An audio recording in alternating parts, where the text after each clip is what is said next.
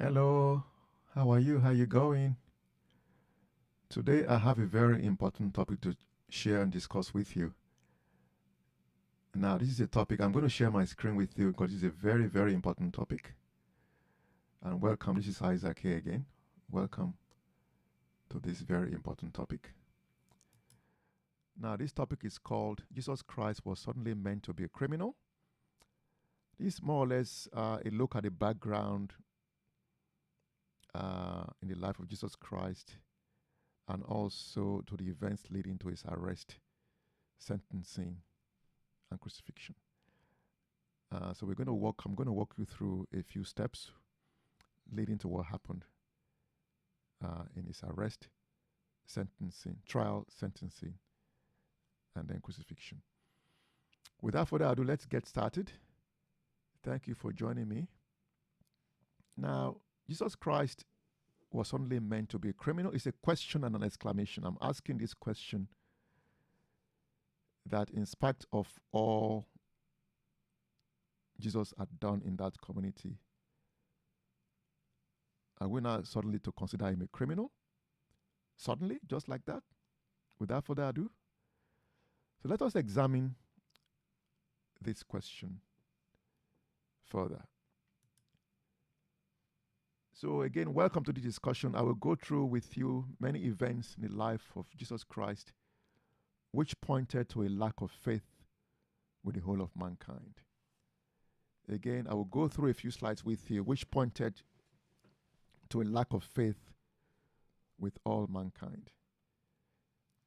A lack of faith and conviction with all human beings led to what happened to Jesus Christ of Nazareth.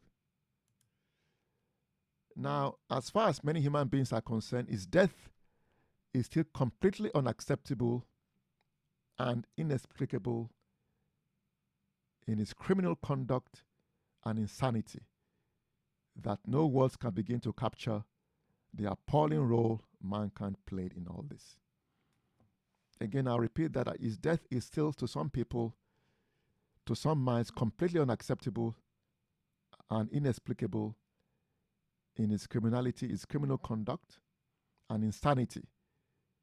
Because when you think about it, you just can't wrap your head around the madness and insanity that no words can begin to capture the appalling role mankind played in all this.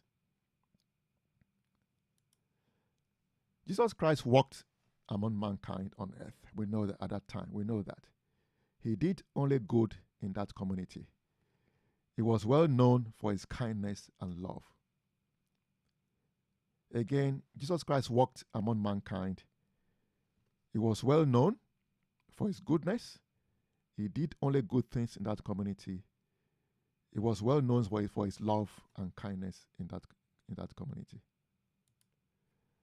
He was well known for his generosity. He was well respected as a wonderful member of that community. So it wasn't as if Jesus Christ was not well known. He was well known, he was well regarded, and well respected in that community. It was someone that everyone, or at least most people, looked up to for advice, help, and kindly words.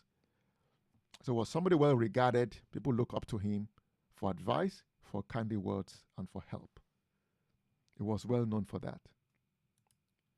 He traveled far and wide and was not unknown in the entire wider region. He traveled far and wide and was not unknown in the entire region. We all know the travel is well documented in the Bible that he traveled far and wide. He was well known in that region and in the wider region. His miracles were well known and desired as he eased and cured those who had been suffering for many, many decades. So Jesus Christ's miracles and good works were well known, and it was sought out by those who had been unwell, those who had diseases, those who had been suffering for many decades. So he was well known, and his miracles were desired as he eased and cured those who had been suffering for many decades. So he was well sought after. He was often welcomed into the houses of the rich and poor and his reputation spread as far as Greece and beyond, and many seekers from various countries came to seek his help and counsel. So it was somebody well sought out, well looked. People looked out for him, for kindly advice, for love, and for his miracles, because he eased and cured many human beings who had been suffering for many decades. He was well known for that, for his good works, his miracles, his teaching, and his kindness, his wisdom. Now, given this background that Christ was well known, he was well respected, well regarded by every single one in that community, how was it then that when he was arrested and stood before Pontius Pilate, no one stood up and rose to his defense? How was it that when he was arrested and stood before Pontius Pilate, no one stood up and rose to his defense? Somebody who was well known, well regarded, well respected, well loved in that community. How come when he was arrested and stood before Pontius Pilate, no one stood up and rose to his defense? How come he was arrested like any other common criminal and tried and sentenced without further ado? Somebody so popular, so well known in the community was arrested like a common criminal and tried and sentenced just like that without further ado. No long trials, just sentenced like that.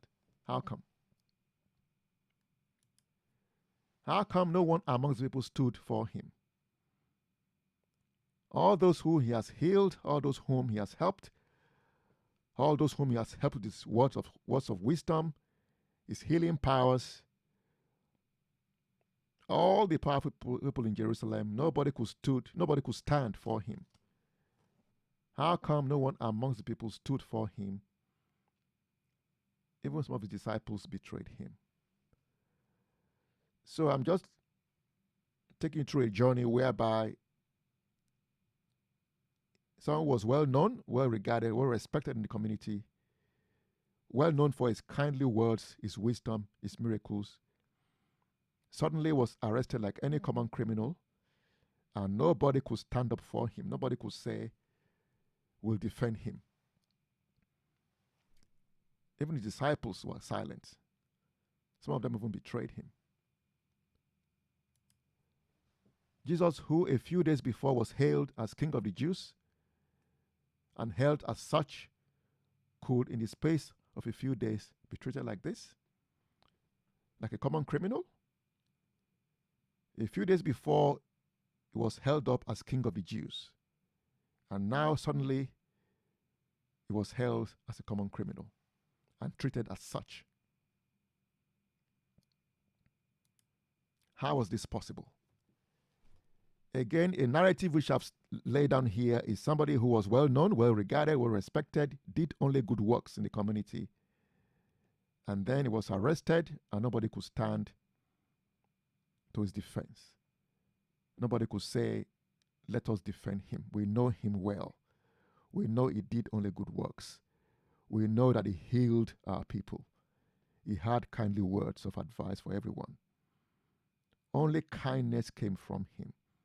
Only goodness came from him. So how come nobody could stand and defend him when he stood before Pontius Pilate? Nobody could do that. Even his own disciples kept silent. Some even betrayed him. How was that possible? Not a single person stood up to defend him in Pilate's presence.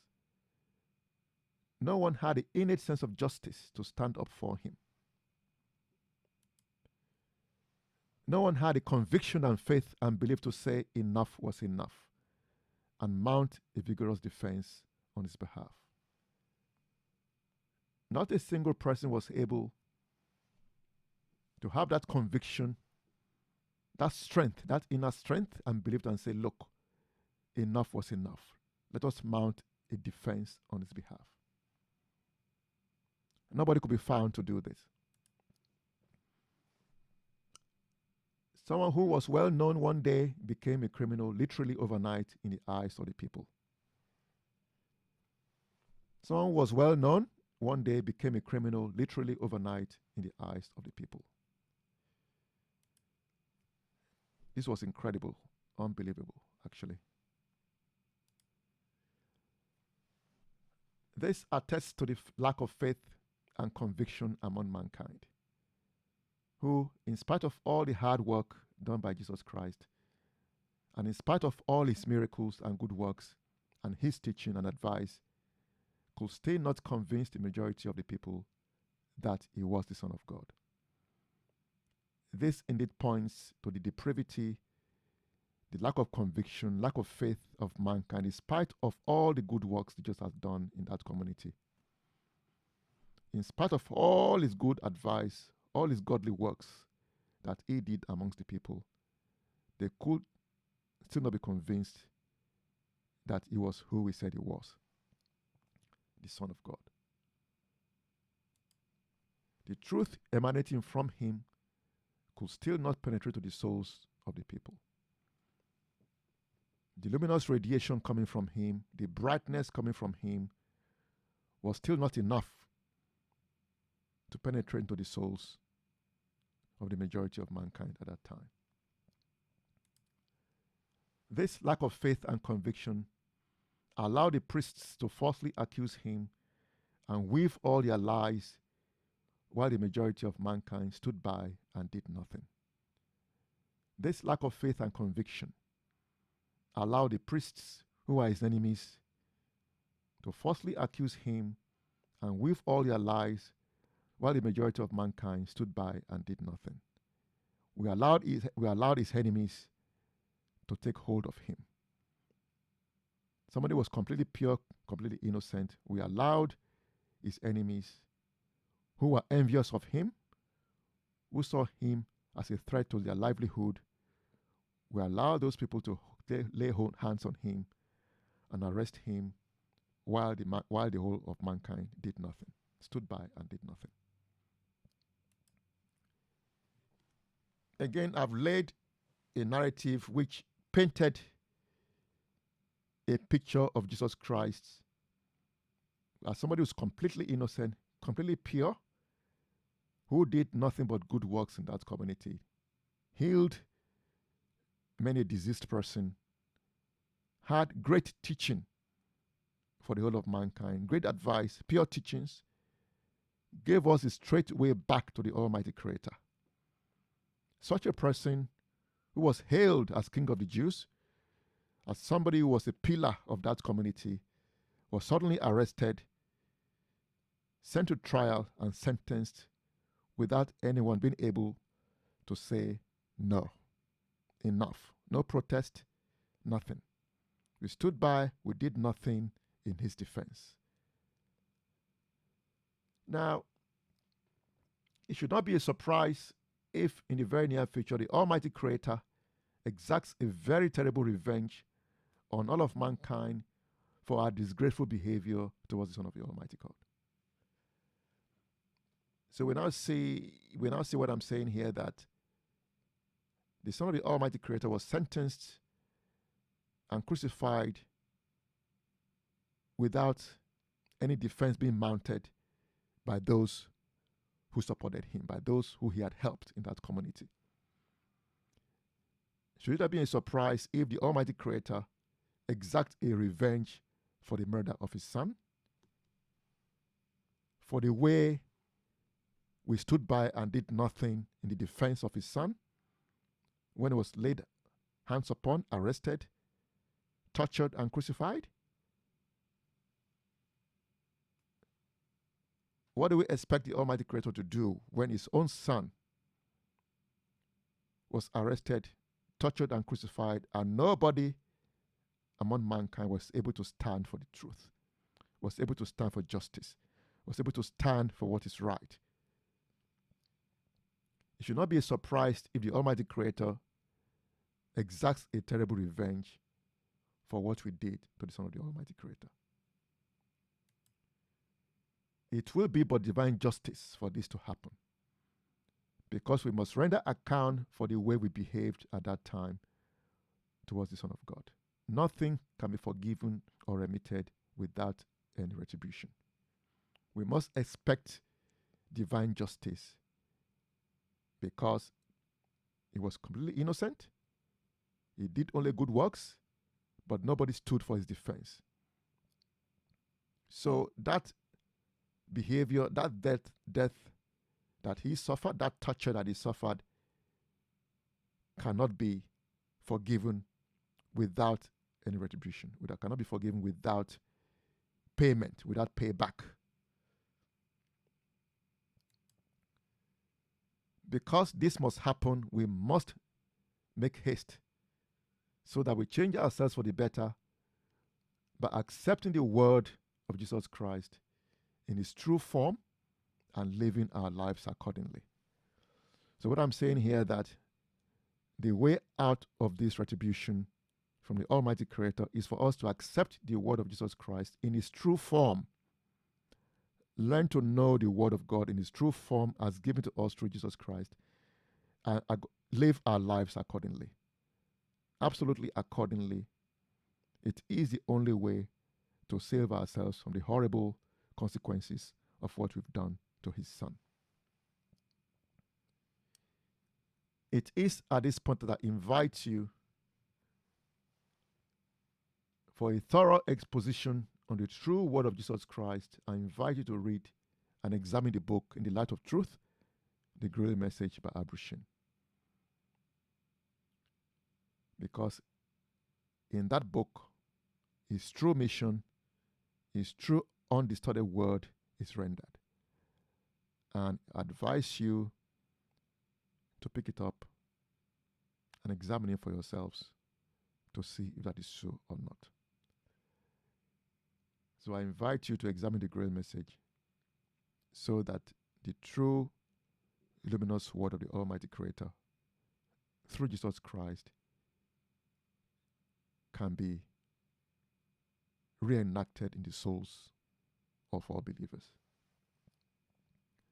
Thank you for joining me today. Thank you for listening. If there are any questions, please feel free to ask. Thank you and goodbye.